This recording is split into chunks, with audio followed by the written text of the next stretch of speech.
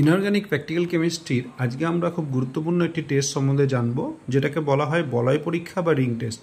এটি সাধারণত nitric acid বা নাইট্রেট জাতীয় যৌগের নাইট্রেট মূলকের শনাক্তকরণের জন্য ব্যবহার করা হয়। এটাকে আমরা সিক্ত পরীক্ষা বলি। এটি কিভাবে করা হয় তার জন্য আমরা আজকে অ্যালুমিনিয়াম নাইট্রেটের জলীয় দ্রবণ নিয়েছি।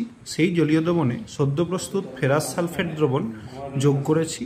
উৎপন্ন মিশ্রণের দ্রবণের মধ্যে খুব সাবধানে গা বেয়ে গাঢ় সালফারিক অ্যাসিড যোগ করে নিয়ে যে দ্রবণ উৎপন্ন হয়েছে সেটিকে ঠান্ডা করার পর আমরা দেখতে পাচ্ছি যে দুটি তরলের সংযোগস্থলে একটি বলয় তৈরি হয়েছে, যে বলয়ের নাম রিং। একেই আমরা বলি বলয় পরীক্ষা। এই রিংয়ের মধ্যে যে লোহা উপস্থিত থাকে তার চারণ সংখ্যা +1। এই রিংয়ের নাম পেন্টাকোয়া নাইট্রোসিল আয়রন 1 সালফেট। এর সংকেত Fe2O5NO, বাইরে SO4। এই রিং টেস্টের সময় তোমাদের খুব সাবধান থাকতে হবে যাতে সালফারিক অ্যাসিড কোনো রকমভাবে গায়ে না লেগে যায়। Thank you.